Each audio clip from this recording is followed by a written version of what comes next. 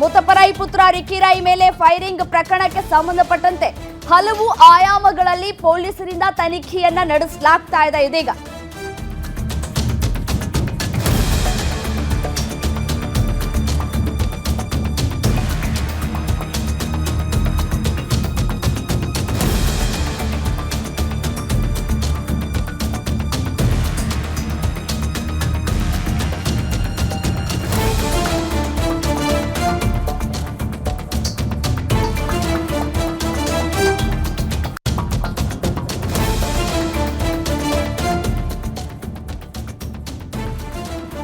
ಎಲ್ಲ ಆಯಾಮಗಳಲ್ಲೂ ಇದೀಗ ತನಿಖೆಯನ್ನ ಚುರುಕುಗೊಳಿಸಿದ್ದಾರೆ ಪೊಲೀಸರು.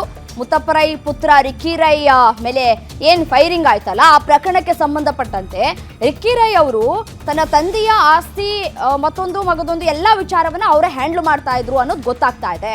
ರಿಯಲ್ ಎಸ್ಟೇಟ್ ಸೇರಿದಂತೆ ಹಲವು ಆಯಾಮಗಳಲ್ಲಿ ಇದೀಗ ತನಿಖೆಯನ್ನ ಚುರುಕುಗೊಳಿಸಲಾಗಿರುವಂಥದ್ದು. ಸೊ ಹಾಗಾಗಿ ಇಲ್ಲಿ ಈ ಹಿಂದೆ ರಾಕೇಶ್ ಮಲ್ಲಿ ಜೊತೆ ಒಂದಷ್ಟು ಫ್ರೆಂಡ್ಶಿಪ್ ಯಾವಾಗಿತ್ತು ಆಗ ಒಂದಷ್ಟು ವ್ಯವಹಾರಗಳನ್ನು ಮಾಡ್ಕೊಂಡಿದ್ದಾರೆ. ಮಂಗಳೂರಿನಲ್ಲಿ 12 ಎಕರೆ ಭೂಮಿ ವಿಚಾರಕ್ಕೆ ಸಂಬಂಧಪಟ್ಟಂತೆ ಒಂದಷ್ಟು ಕಿರಿಕ್ಗಳು ಕೂಡ ಆಗ್ತಾ ಇತ್ತು ಅನ್ನೋದು ಗೊತ್ತಾಗ್ತಾ ಇದೆ. ಮುತ್ತಪ್ಪರೈ ಅವರು ಇದ್ದಂತಹ ಸಂದರ್ಭದಿಂದಲೂ ಕೂಡ ಆ ಮಂಗಳೂರಿನಲ್ಲಿ ಇದ್ದಂತಹ ಆಸ್ತಿ ವಿಚಾರಕ್ಕೆ ಸಂಬಂಧಪಟ್ಟಂತೆ ಒಂದಷ್ಟು ಗಲಾಟೆಗಳಾಗಿತ್ತು ಅನ್ನೋದು ವಿಚಾರ ಗೊತ್ತಾಗ್ತಾ ಇರುವಂಥದ್ದು. ಸೊ 2020ರಲ್ಲಿ ಯಾವಾಗ ಮುತ್ತಪ್ಪರೈರವರು ತೀರ್ಕೊಳ್ತಾರೋ ಅದಾದ ನಂತರದಲ್ಲೂ ಕೂಡ ಒಂದಷ್ಟು ಜಗಳಗಳು ಗಲಾಟೆಗಳು ಕೂಡ ಆಗಿದೆ. ಎಲ್ಲ ವ್ಯವಹಾರಗಳನ್ನ ರಿಕ್ಕಿ ರೈ ನೋಡ್ಕೊಳ್ತಾ ಇದ್ರು. ಮುತ್ತಪ್ಪರೈ 2ನೇ ಪತ್ನಿಯಿಂದಲೇ ರಿಕ್ಕಿ ರೈಗೆ ಸುಪಾರಿ ಕೊಟ್ಟಿದ್ದಾರಾ ಅನ್ನುವಂತಹ ಪ್ರಶ್ನೆಗಳು ಕೂಡ ಇಲ್ಲಿ ಉದ್ಭವ ಆಗ್ತಾ ಇದೆ. ಸೊ ಡ್ರೈವಿಂಗ್ ಸೀಟ್ ಟಾರ್ಗೆಟ್ ಮಾಡಿ ಹಾಕಿರುವಂತಹ ಸ್ಕೆಚ್ ಇದು. ಇನ್ ಕೇಸ್ ಏನಾದರೂ ಡ್ರೈವಿಂಗ್ ಸೀಟ್ನಲ್ಲಿ ಇದ್ದಿದ್ದಿದ್ರೆ ರಿಕ್ಕಿ ರೈ ಅವರು ಇಷ್ಟೊತ್ತಿಗೆ ನಡಿಬಾರದಂತಹ ಅನಾಹುತ ಒಂದು ನಡೆದು ಹೋಗಿರ್ತಾ ಇತ್ತು. ಸೊ ಎಲ್ಲವನ್ನೂ ಗೊತ್ತಿದ್ದು ಎಲ್ಲವನ್ನ ತಿಳಿದುಕೊಂಡೇ ಮಾಡಿರುವಂತಹ ಘಟನೆ ಇದು.